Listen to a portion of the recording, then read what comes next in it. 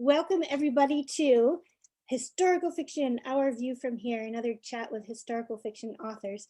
This is the third one I've done, and I'm really happy to have you guys here because we've all chatted already and we're all buddies. And this is also being run on Simon & Schuster Canada's page, so thank them very much for setting all this up. And this is different from before because we're not going to do any readings. We're just going to chat and we're just going to take questions. So hopefully everybody will take questions. So today is beside me, well, I don't know how it's set up, but beside me is Santa Montefiore and Jane Johnson. And we're all going to be talking about our new books and writing and whatever you would like. So anybody want to jump in? We're going to be talking about with Jane, we're going to be talking about the Seagate. And with Santa Montefiore, we're going to be talking about Here and Now. Both of them, I'm lucky because I've read both of them and I love them. I just finished Santa's book and I had to get a whole new box of tissues after that. So thank you very much for that. So if anybody has any questions to share, just put them on Facebook pages and we'll get right to them. So why don't we start? We can witter on as much as we like until you all get your questions in, but we'd much rather hear your questions than ours. Exactly. And also, 3 readers who leave comments or questions during the event will win a prize. Each of us is going to give away one of our books. So if you write in the comment page, I've actually got this written down. If you write in the comment page that you'd like to enter and which book you'd like, you can have all 3 actually. That's nice. I'd like to enter. And because of postage, it's limited to America and Canada only. So sorry, any Brits there. And the Simon & Schuster in Canada will put up the winners on Facebook tomorrow morning, on their Facebook site tomorrow morning. That's great. So everybody can check in and good luck to everybody. Yeah. So let's get started. Why don't we just introduce our books and our new books. Jane, do you want to get started? Tell us about the Seagate, which I loved. This is the British edition because my Canadian ones are still in transit. Arrive soon. The Seagate, I write historical fiction that's usually late medieval fiction and 17th century. So this is the first time I've actually written a 20th century historical. And it's really a House of Secrets book in that it's almost a central character, Chinels, the house on the edge of the cliffs in Cornwall. Young Rebecca, who's just lost her mother, comes down to Cornwall to help an elderly relative out. She's stuck in hospital. Olivia, she's 93. And she's not going to be allowed to go home until it's in a fit state. And so Becky takes on this huge task, and every time she peels back some aspect of the house, she finds some other perplexing item or secret. And through her renovation of the house, we go back through time into Olivia's story, back into World War II, when this old lady that you see is now really in a sad way and quite decrepit, but still has a big spark of life left in her. You see where that spark of life came from and what she was like at 16 when she was deeply unconventional and very difficult to get on with, and had an absolutely exciting and terrifying story to tell at that time. So Seagate is about those 2 characters coming together and finding each other and mending themselves through that relationship. I thought it was beautiful. And you forgot to mention the parrot because your book has a parrot. I think that's pretty central to it. Very rude parrot. You know, I absolutely love when you get an old person and you go back in time and see what they were like in their prime. I find that fascinating because I love old people. And, you know, you look at people in the street who are in their 80s or 90s, and you pass by and don't even give them a second glance, and actually they've all had amazingly colorful lives, and I'd love to know all their stories. I just think it's a fabulous way to tell a story, to go back into somebody's past. We take old people for granted so much. People have so little empathy sometimes that all they see is what they see in front of them, and they forget that these people have had incredible lives. But you've done that with Marigold in your book.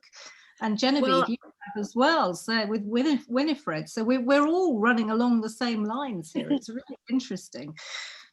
Yeah, I was told that there's this old people's home or nursing home where on the door of every room of these old people, they have a photograph of what they were like when they were in their sort of 20s or on their wedding day. And it's such a lovely thing, because then you don't just see them as a 90-year-old, you see them as the full person that they really are, because it's only on the outside that we grow old, isn't it? We're the same on the inside. I I love know, that it's idea. terrifying.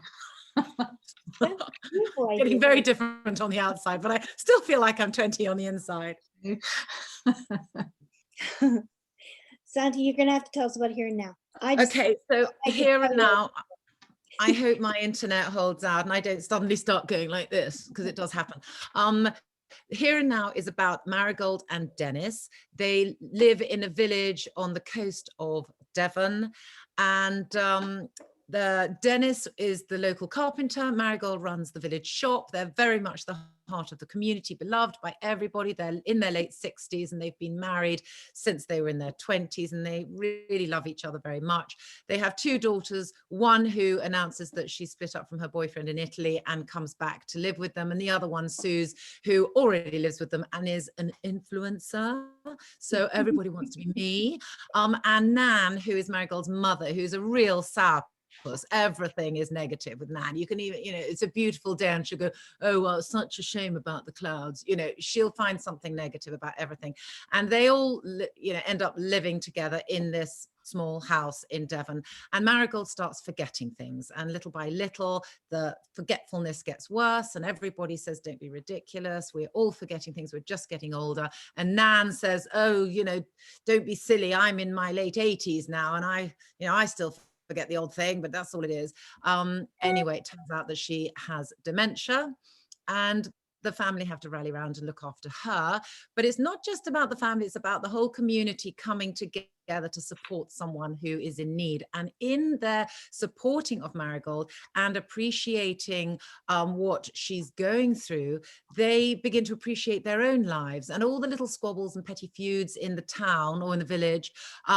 They start looking at each other and their own lives in a very different way. So Marigold really is the catalyst for a lot of change to happen in the village. And also, I wanted to write about the love, because I'd done a lot of research on dementia, and every advert for everything you read about is negative and people suffering with dementia and these grainy black and white photographs of people looking utterly desperate. And actually, there's a lot of love in dementia, family members who support them, and it doesn't have, it's not all terrible and doom and gloom. So I wanted to write about the love that is inspired through somebody going through this experience. Yeah, and what I loved about the book, as much as, well, there were so many things, but one of it was that you knew basically from the beginning and from the jacket of the book what it was going to be about mostly. But I loved the way the other characters all grew because of what happened with her and how they all pulled together.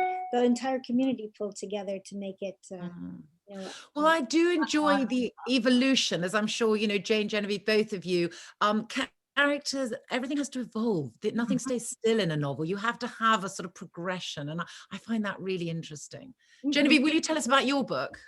The Forgotten Home Child, which I love this book. I was really happy that I was able to write it, really, because it's a story that should have been told a long time ago. And it's based on the true story of Canada's British home children, the over 120,000 destitute British children that were sent over here as indentured servants, basically as slaves. And the 75% of those children did not fare well at all over here, but most of them chose to hide their stories and lie about their past so they wouldn't have to tell everybody how they'd been treated and how they'd lived. And as a result, most Canadians have no idea about these children. And yet right now, they're over 12% of our country is descended from them. So over 4 million people, wow. Most of them don't know. So this was I was excited to be able to write it. And then I took 5 children and I put them all through different experiences that I actually researched from surveys from actual descendants. So they wrote me in what they knew about their ancestors. and I made them into characters from all the descriptions. So it's Brilliant. so it was kind of, you know, it's historical fiction, but it's not really, because it was made of all these different children's real experiences. So That's so interesting. I did a lot of that with the Seagate as well. It was a lot of it was drawing on people's experiences and memories, because when you're writing about something that's within living memory, you've just got to be so careful about your research and how you do that. And the thing I was going to say, Santa, also about here and now, is what I loved was the sense of community, because I do live in a small village in the southwest. I'm right down here in the toe of Cornwall, and actually, you know, there is such a strong sense of community, even now when half of it's owned as holiday lets. You know, even now what's left, everybody has rallied around during this whole COVID crisis, and you know, everybody's looked out for the old people, and I think we've all got to know each other a lot better. So I think there's a great deal to be said about small communities. yeah, I'm very happy to hear that, actually, because one always feels that in the modern world, there's no sense of community is fraying and people sort of move away and everything. And I've always had a rather idealized view of Devon, Dorset, Cornwall. I was educated down there, and I've always been on holidays down there. And I just, with the countryside is so adorable, you sort of feel the communities must be adorable too. And so I'm glad to hear that it really is like that. yeah. Well, I wouldn't go quite as far as that, but I mean, it does bring out, I think crises do bring out the best in people, actually. And if it's a family crisis or it's a societal crisis, as we're going through at the moment, you know, people have been amazing down here. We have a few little questions come in, and that one of them stems from that, because Melissa wanted to know, how do you carve out time to write? And I think that's changed a lot through COVID, right? Have you guys found it much different, or what do you think? Okay, I'll fire away. I found it much easier to write during lockdown, only because I haven't had the temptations to go out to lunch with people. I find London quite difficult to work in, only because there are just so many temptations. You know, I can go down to the shops or meet people for coffee and go to the gym. Whereas if I'm in the countryside, where I was in lockdown, I wasn't seeing anyone. I was just at home all day, and I had loads of time to write. So for me, actually, lockdown has been really helpful, and I wrote an extra book. In fact, I wrote 2 extra books. They make one big book. No, it sounds great. It's actually 2 60,000 words books. So it's like 2 half a book. So it's 1 book in total, half book. But anyway, so yeah, I found I was very productive. How about you, Jane? No, not at all.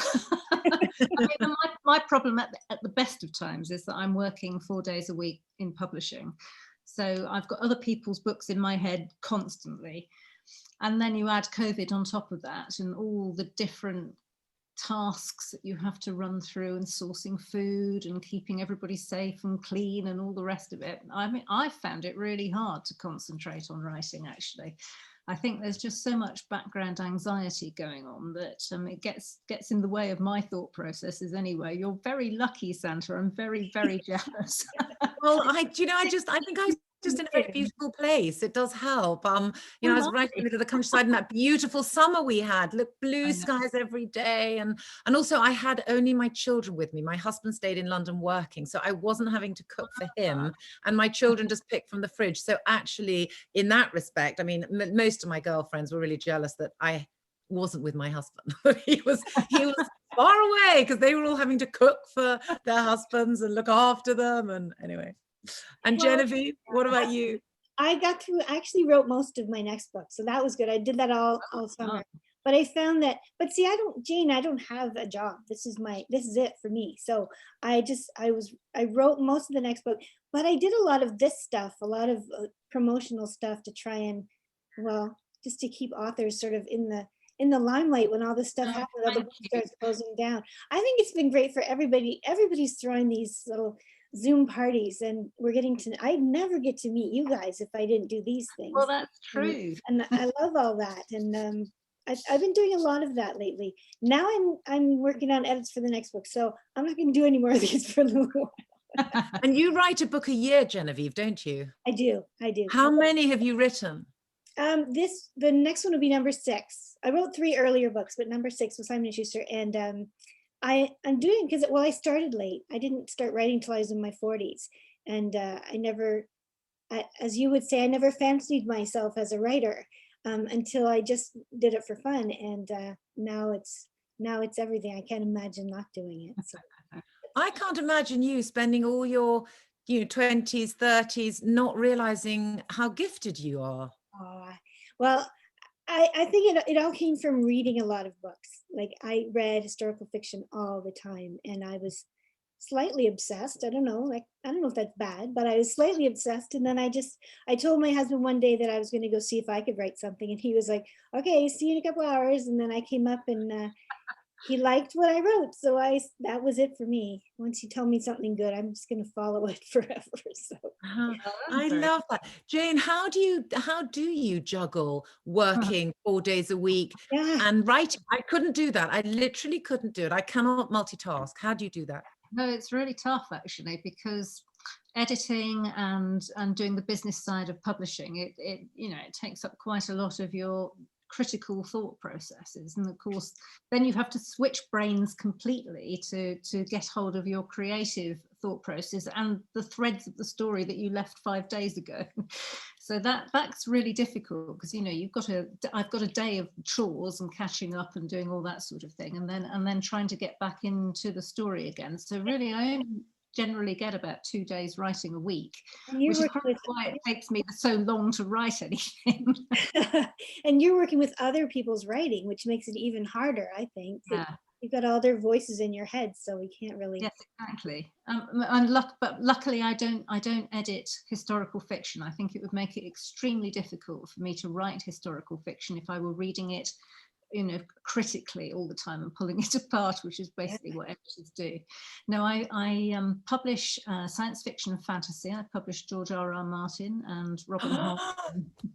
Do you? Oh my God, my whole family are obsessed with the Game of Thrones. We've read all the books. My son, he loves the books. When is the next one, for goodness sake? Sorry, this is a little aside. But when is the next one? We're waiting for it. When is it coming? We're all waiting for the Winds of Winter, but I cannot tell you when it's coming. Okay, all right. Okay, so going back to you, Jane, I just want to ask something, because when I have a couple of days when I'm not writing, I go back to my book and I have to read quite a lot of it again to remember where I am and what I need to pick up. So how do you do that when every week you have to go back? You've only got 2 days to write. Isn't a lot of that time going back, reading what you've done to try and remind yourself where you are? Well, I've got this down now. I've got it honed. I write longhand in a notebook. Outside generally, if it's not snowing or pouring with rain, I'll go outside, and because I'm absolutely hopeless otherwise, I'll just get distracted by all sorts of other things. So if I'm writing longhand in a notebook, I will write a scene and I will leave the scene. I know where it's going, and I will leave it before it's finished, and possibly even in the middle of a sentence. And then I will leave it till the following time I pick things up again to type it up. And that means that I can sort of get back into it while doing something useful, which is slightly honing it and sort of making a transition from editing to writing again. And it's taken me a long time to learn how to do these things. That's amazing. But it's impressive. I tell you who gave me that piece of advice was Robert Silverberg, and he said, he likes to leave it in the middle of a piece of dialogue, and that's actually an incredibly easy way to pick things up again. Yeah, wow, that's amazing. Okay, we have more questions. And good.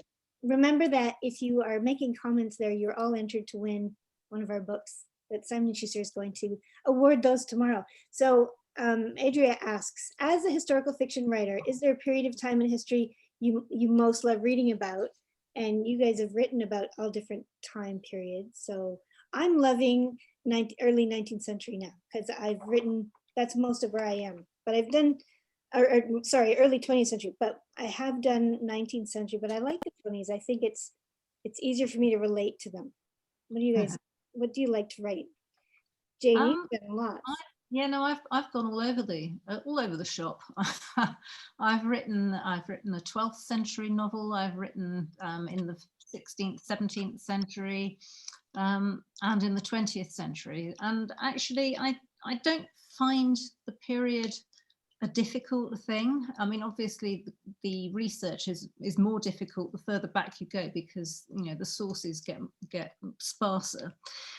But I think it's all about the people. You know, people are people, and it doesn't really matter what time period of the world they live in. You know, as long as you can see through their eyes and see how they're viewing the world, I think as long as you can inhabit your characters, that it's not a problem. But obviously doing the research does take a fair bit of time. What about when you're reading? Which one would you pick out to read? Is I'm mostly, like, again, I'm mostly doing early 20th when I read it, but I just read a couple of books by Signe Pike, which were set AD 500. Oh, and nice. it was incredible. So that's new to me. But it's all about the voice, though, isn't it? It's all about the voice and the characters. And I don't mind. Again, you know, Mary Renault is a great favourite of mine in terms of historical fiction. But then I also love Bernard Cornwell, and I will, you know, I will read, and, you know, C.J. Sampson and S.J. Merritt and you know, just about anybody. I love historical fiction because it sweeps you away into a different world, and that's all I'm looking for when I'm reading generally.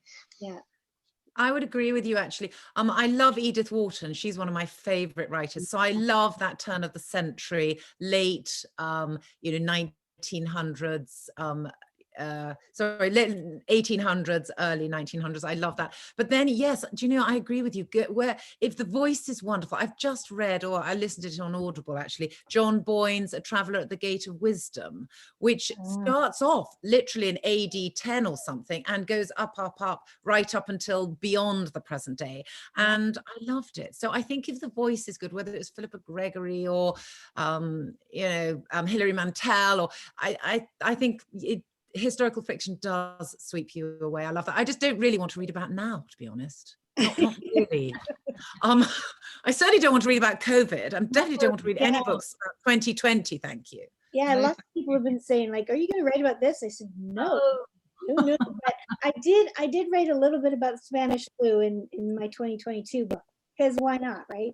Yeah. So that's different there. There are no lockdowns then. Yeah. And that's the beauty of historical fiction, is because that's what it's all about, is shining a light on our current situation and ourselves now. That's what historical fiction's for, really. I think so. All right, so we have Sharon says, what time of day do you do most of your writing? What do you think? Well, Jane's always working, so that's got to be, what, evenings? Is that when you write, Jane? No, I don't write in the evenings at all. I'm also not a morning person, so I'm already making it very hard for myself. I probably start at about 11 or so. Once I don't like to feel the pressure of time. If I know I have to do something early in the morning, I simply don't sleep the night before. So I just don't put pressure on myself as far as that's concerned. What I do is to try and carve out quiet time during the day, and then just go and squirrel myself away somewhere and go and write longhand. And because I'm a terrible typist, largely, that's why I write longhand. And so I'm not constantly correcting myself. So yes, no, I usually write sort of afternoons is when it really gets going. What about you? How about you, Sam? I would agree with you, actually. I think I like to do things like gym and stuff in the morning and walk my dog around the park and things like that. So I think around 10, but COVID has taught me one thing. I am never going to go back to that frantic running from seeing somebody to something else, to the gym, to this, to that, and thinking, oh, I have no time to write. When am I going to squeeze my writing in? These lovely long days where I have nothing to do at all except write means that I can take my time. I can make myself a lovely cup of coffee. I can sit at my desk. I can put on some music. There's a sort of peacefulness about it that I'm really loving. And I hope that when we all come out of lockdown and life goes back to normal, that I will say, sorry, I can't have coffee with you. I'm writing. And I will just allow myself to have this lovely day just to be calm. But generally there is no pattern with me. I write when I am able to get to my desk, and you know, with children and things, it's not always a lovely whole day, but it is at the moment, and I'm loving that. How about you, Genevieve? Where do you write, Genevieve? Do you write at a desk? I write it at this desk right here in my bedroom, on my lovely new desk that my husband got me when we moved into our house here in Halifax. And I sit here, I waste a lot of time in the mornings, but I do a lot of emails and promotional stuff and things in the morning. And then in the afternoon, that's the same. So maybe there's an afternoon chain that goes through us here. But then I find that if I get a chance, like if my family is not here and I have a chance to write at night, I think that's when I write the best. I think that's when it really starts to get deeper into thinking. Well, that's like stolen time, isn't it? Yeah, I guess so. If they're not Like here, and I don't have to worry about anybody walking in, and it's dark outside. And usually I have candles going if it's dark and rainy, and just nice. I'm into It's that. quite nice actually, and nobody's going to call you. Nobody's going to knock on the door. That's a very peaceful time actually, writing at night. I like that. All right, we Yeah. have more questions. My husband's passing me these questions and he goes, okay, number 2, down the page, look over there. And I'm trying to read this. So I'm not sure, but oh, Debbie Laurie, who I know, hello, Debbie. She says, do we have any recommendations for male authors of historical fiction? Bernard Cornwell, Yeah. straight up, and C.J. Sampson, both fantastic writers. Yeah, love C.J. Sampson. I can always advertise my husband, Simon Sebag Montefiore. He's written the Moscow trilogy, which is all about Russia, and that's fiction. I read all his non-fiction. Absolutely brilliant. Oh, thank you. I'll tell him. He'll be very pleased. Yeah, I've before. you should also mention the bunnies. Don't you think you should talk about the bunnies, Santa? The Royal Rabbits of London. That's the children's series. Yeah, about a sort of MI5 style rabbits who live under Buckingham Palace and protect the royal family from the Ratsies, which is this group of super rats, paparazzi being the head, obviously, of this sort of mafia style group of rats with their mobile phones and internet, and they're all very high tech. But anyway, that's being made into a movie at the moment. It's taking a long time. 20th Century Fox bought the option. So I'm hoping things are happening, but I think COVID's probably delayed everything. I'll probably be on my Zimmer frame by the time it comes out. How exciting though, Santa. Brilliant. No, that's exciting. It was such a neat story when you told me why you started writing those. Tell Jane about that. It was my little son. He is now big, 6'2", 17-year-old. But when he was 6, he couldn't sleep one night. So I said, well, think about something you love. And he said, rabbits. I said, where do they live? He said, under Buckingham Palace. And it was like, oh, that's such a great idea. So I went to my husband and I said, we've got to do this. And we spent about 6 years just talking about it over dinners and things. And neither of us, we actually, the problem really was the enemies. You know, we could do the rabbits and we could do Buckingham Palace and the Grand Borough, and all of that was great fun. But who are they fighting against? You know, who's the enemy here? And that was what we sort of couldn't get. We had a lot of options that didn't really work. And anyway, eventually it was my husband who thought of the Ratsies and paparazzi, and it all worked rather well. But yeah, it was my son who came up with the idea. He could, every time I mention that, he goes like this. Like, what do I get out of this? Hey, this is my idea. What's in it for me? You get the honor of my company, buddy. That's what you get. You get lunches and dinners cooked for you. That's what you get. Okay, Jillian says, does reading and researching writing about people from different time periods, does that impact how you perceive the world and people around you? Like in the present day? So I think reading generally does, don't you? I mean, that it's an act of empathy every time you pick up a book. And I do think readers are much more empathetic than other people, because we are used to jumping into other people's skins and seeing out of their eyes. And you know, it's not necessarily just historical fiction. Any fiction, you have to inhabit that character, otherwise the book's not working for you as a reader. But yeah, it's a really interesting question. That's a good one. Yeah, that is a good one. I would say that you know, we were talking about characters having their evolution and developing through the books, and you learn a lot from other people's journeys. And books are, you know, if they're well written, there's a lot of psychological stuff in there, why people behave the way they do, and why, you know, they start off one way and change, become another. And there's a lot of spiritual stuff in books too, characters who learn from their experiences and change either for the better or the worse. So all of that, I think that I learn so much from books all the time. Yeah, absolutely. And I think, actually, just sorry, Genevieve, I don't mean to interrupt, but it just struck me that with historical, where you get the great focus is the fact that you've stripped away all the bits of the modern world that you don't need to focus on. So actually, you tend to get a greater focus on that character. You're not distracted by all the little bits and pieces of political, social stuff that we're surrounded by all the time. Mm-hmm. And so you can actually shine your light a bit more clearly, I think, both as a writer and as a reader, you pick out that story a lot more easily, I think. Yeah. I didn't mean to interrupt you. No, anytime.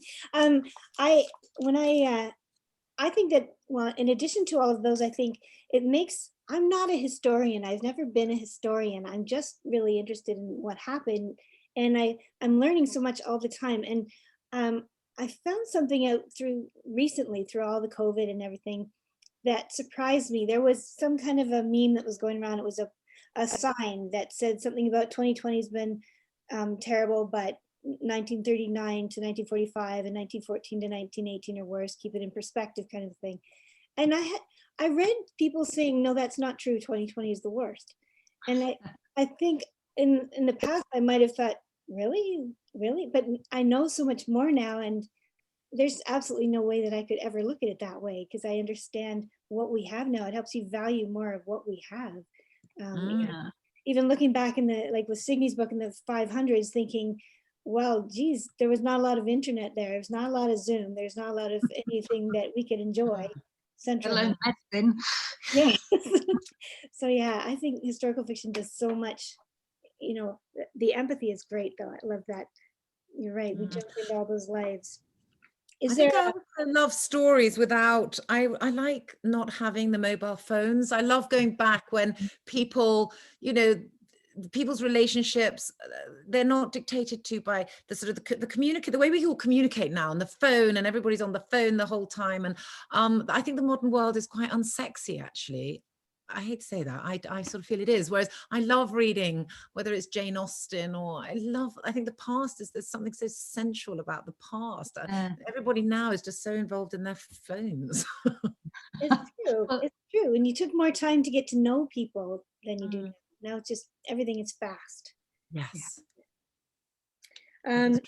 Sharon says, is there a time period that interests you which you haven't written yet?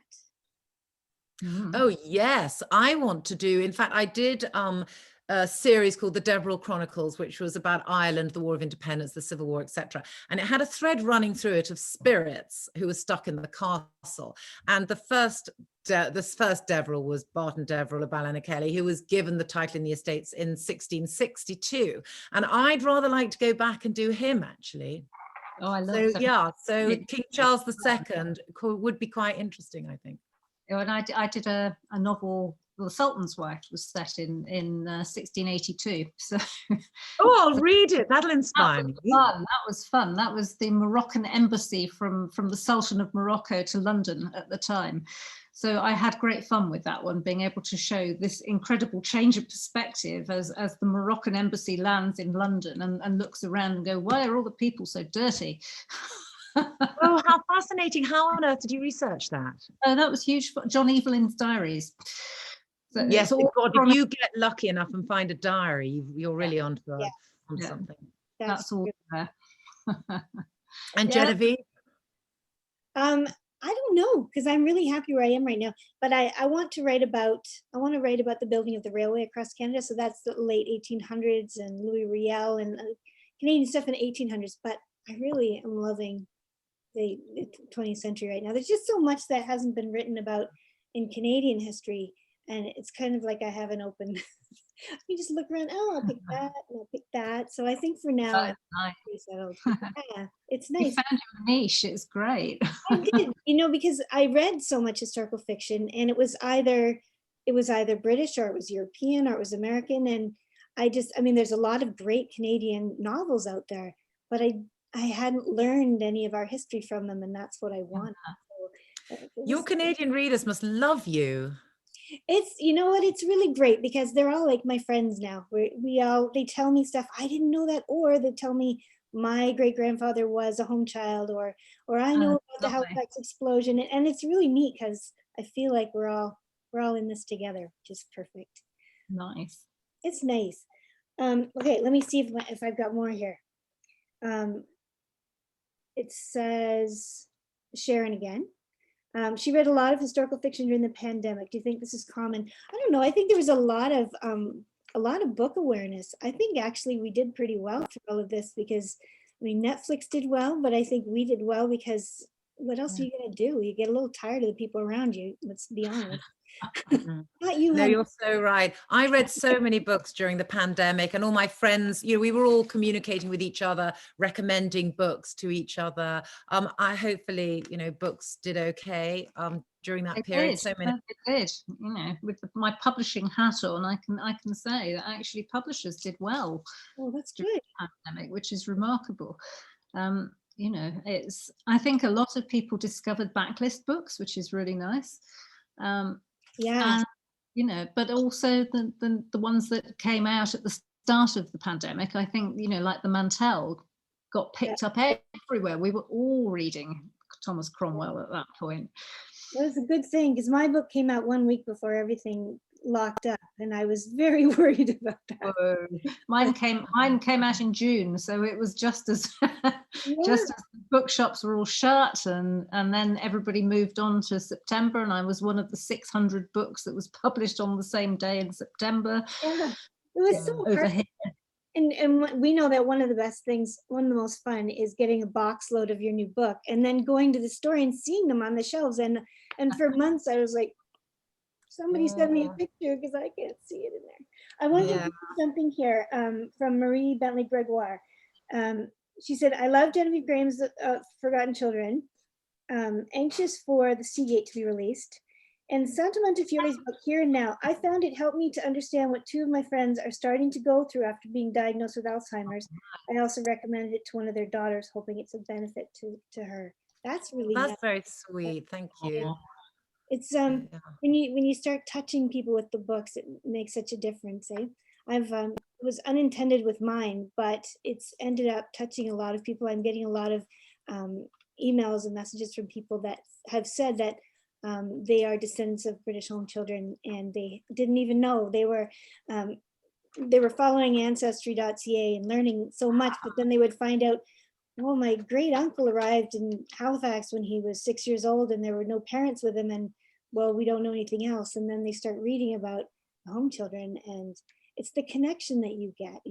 I love that. And I think when I was reading Here and Now, I was also thinking, gee, I'm forgetting a lot of stuff. And it did help me to know it wasn't, I'm not quite there yet. Well, I started forgetting things too. And I was researching it and thinking, oh my God, I'm forgetting everything. But I think the lovely thing about, okay, I've just said that I don't like reading about the present day, but I think the internet in the present day is a wonderful way of people to communicate and let you know that they like your books. When I liked a book as a child, I'd have to write a letter and put a stamp on it and write to the author, and they certainly never wrote back. Whereas now I'm sure you two write to all the people who write to you. I write back to everybody. And it's lovely to have that dialogue with your readers. Yeah, no, it's just the best thing of all. It's my favorite thing. It's not. None of us write for the money. I mean, if you were wanting to make a living, you don't do it as a writer. I love hearing from readers. It's just the best thing to know that your book has gone out there into the world and all these other countries where you never even expected it to go, and you suddenly get a letter from Bulgaria. Yeah. I get notes sometimes that say, I'm nervous about writing to you. And I think, don't be nervous about writing to us. I love that. I've cried over so many letters that I've gotten from people, and it really does show the connection, and that's why we're writing, isn't it? It absolutely is. Yeah, it is about connection. The whole thing, I think, is about making connections, and what you were saying about ancestry as well, and forgetting things. And I mean, the Seagate is very specifically written to honour that generation before they go. And a lot of it came out of my mother's memories while she was ill, and of course now we've lost her. So I'm so glad that I had a chance to talk to her about her wartime experiences, and a lot you of are very lucky. Yes. Yeah.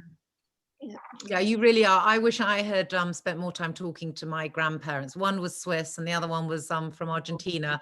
And I'd love to have, they died when I was sort of 19, 20, and I wasn't really that curious about history in those days. And now the conversations I'd have with them, I just, it's gone, isn't it? It's just, gone. it's just so sad. Yeah, I had a chance to talk to the old boys in the village here as well about their experiences, and that was lovely. It was a really nice way to get to know people as well. And I was stopped in the street today by somebody who just read the book, and she said, "Oh, did you know that our house was requisitioned during the war? And did you know this character, Mr. White? Did you know he was stationed in our house?" And I went, "No, I made him up." That's so a weird coincidence. I love when that happens and you think, I didn't know that, but I wrote it. That's I know. cool. But I do think you do scrape the truth sometimes when you're writing. Well, maybe you were psychically tuning in and you didn't realize. You do to a certain extent, don't you? I wouldn't go as far as the woo-woo, but Do you ever feel that way, that you are, when you say psychic? Because people have asked what it's like, the experience of writing. And there's things that I write that I don't remember writing, and there's things that I don't really expect to write that I write. And I told them it's kind of like being a medium, which is kind of I don't know, strange thing to say, but that's how it feels. Sometimes voices come that they're not our own. So what does that mean, right? it makes it sound easy though, doesn't it? It makes it sound as if you're channeling, and whereas obviously my channels are very blocked. I'm not hearing them sufficiently loudly. Well, I think some days you get good days where it literally feels like it's coming through you. And sometimes you get books also that work. I mean, Here and Now for me, I did feel like I was just downloading it. It was the easiest thing I've ever had to write. And yet there are other books that it's like getting blood out of a stone, and I really feel I'm having to really work it. It just depends, I think. Sometimes you just get lucky. Yeah. All right, what else do I have here? Liz says, what book is on your nightstand right now? Mine's Rupert Everett's. Rupert Everett, who writes the most wonderful autobiography. Lovely. Yeah, so his is, it's called something like To the End of the World with Oscar Wilde, and it's about the making of his movie The Happy Prince, which was about Oscar Wilde's last days after he's let out of prison, and then he goes into exile in France, and it's absolutely brilliant. He's hilarious. I really recommend it. He's just so funny. You can hear his voice in his writing as well, which I really love. I mean, he's just the best companion you could possibly have, when you're reading. Yeah. How about you, Genevieve? What are you reading at the moment? I'm reading Kristen Hanna's Winter Garden, and I just started it. I love her writing, but it's been a long time before I discovered it. I don't know why. Everybody says you got to read Kristen Hanna, but I hadn't. So now I am. Oh, nice. And I'm discovering a new writer, isn't it? I rather like that. And then you read all the books. I love that. Lovely. I'm reading The Betrayals by Bridget Collins.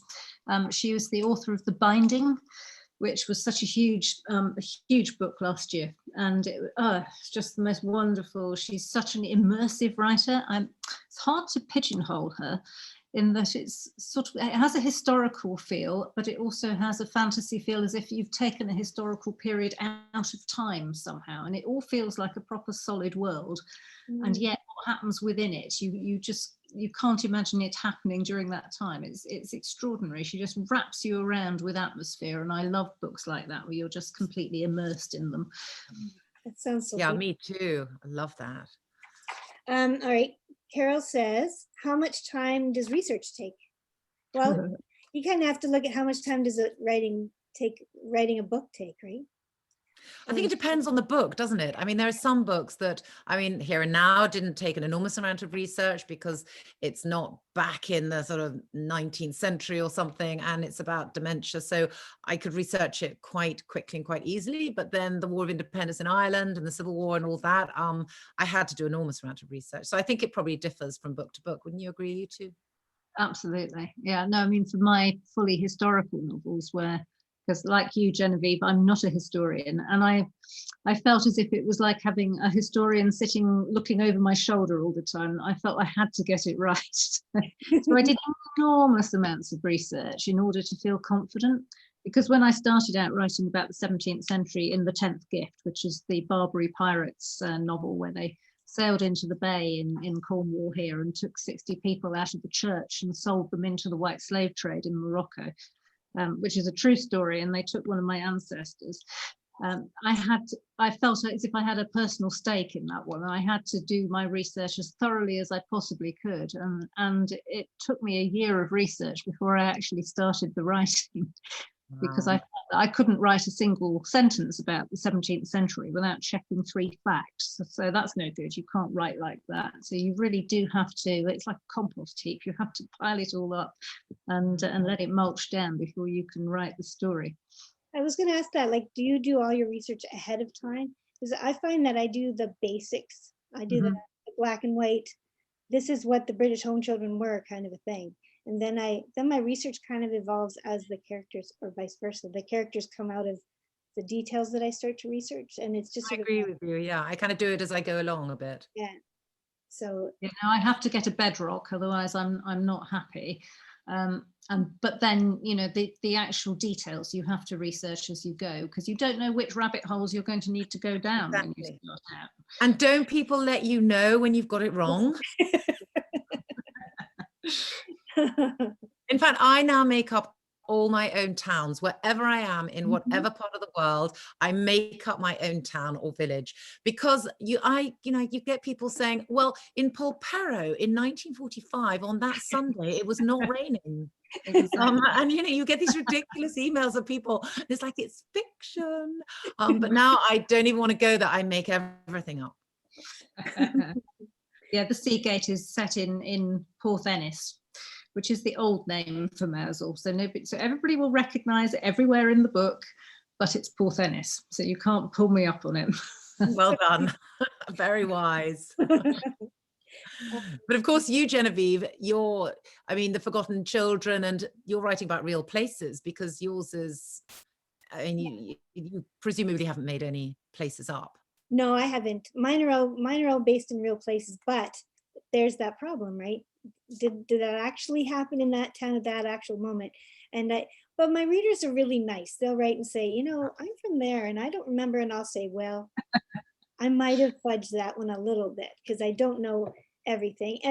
And the characters that you create are going to be fictional unless you're going to be writing an actual story. Exactly. It is fiction. Yeah. So once poetic license. Yeah. So the characters are made up. So some of their episodes are going to be made up too. So that's just how it's going to be. Yeah. Well, listen, if they want to read a history book, they can read a history book. Exactly. We're writing fiction. And I think our readers know that. I can't read history books very much.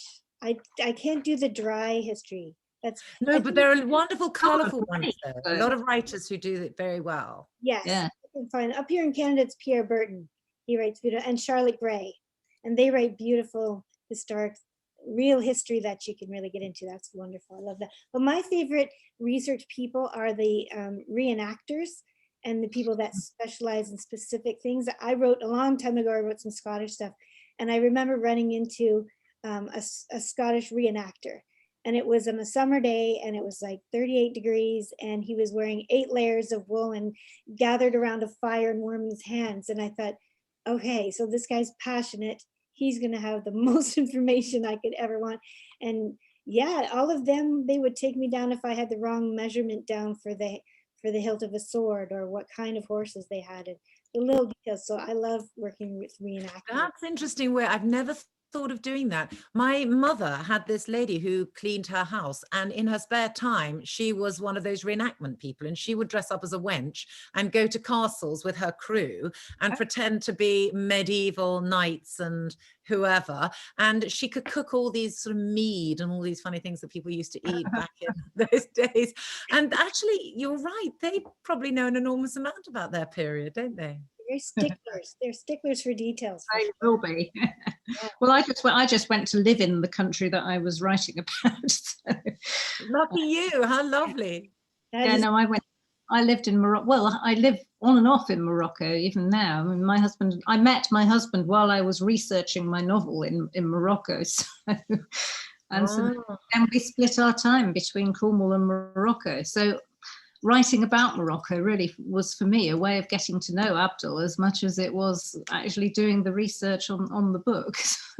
Lucky you, 2 beautiful places to travel between. How lovely. My red country and my green country, that's what I call them. Well, that's the lovely thing. They're so different. So Mhm. you get a real contrast. I love Morocco and I love Cornwall. So I'm very jealous. You're not nearly as jealous as I am. Well, I like Canada as well. I love Canada too. Don't we love Canada? I'm longing to go back out to Toronto. I was looking forward to being on my author tour right now. It's a great shame. Yes. And well, it's getting cold up here. You're not missing much, but I know. I was here during snowpocalypse last time. Yeah, I like the snow. I'd be very happy to be in Canada in the snow. well, yes, unless you have to do all the shoveling. Yeah, yeah. So I need to know here from Sharon, our favorite snacks or drinks that we enjoy for when we're writing. Cheese.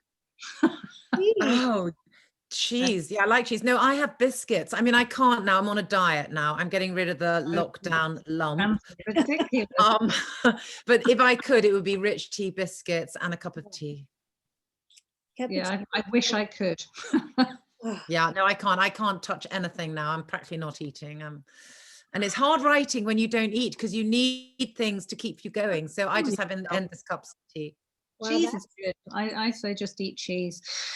Yeah. What sort of cheese though? Oh, any sort of cheese. I Is make cheddar or are you brie? I'm low carb, so I don't eat bread or crackers or anything like that. So I have to make my own crackers. I've got that down now. I make some very nice almond crackers, and then I eat them with brie actually as my lunchtime. It's very portable.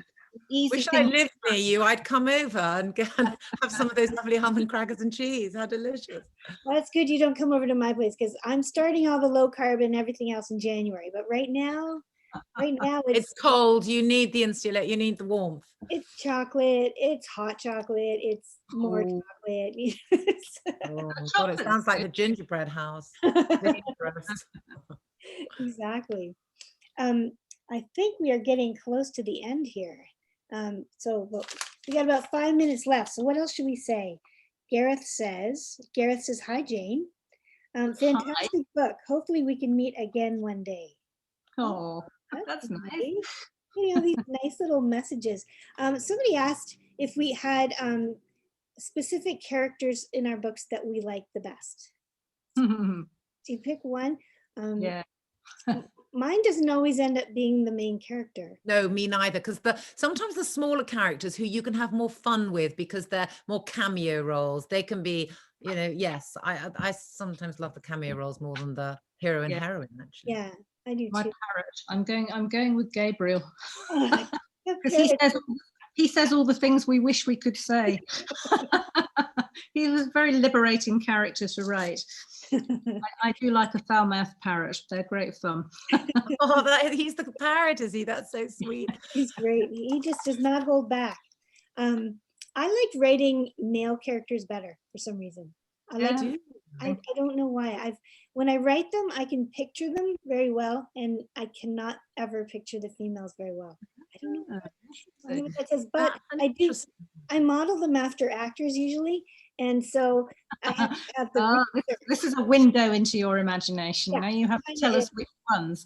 Well, there's a lot of research that comes from this. It's hard work. My poor husband has to put up with me watching these. Like I wrote At the Mountain's Edge, which is about the Klondike Gold Rush in the early Mounties.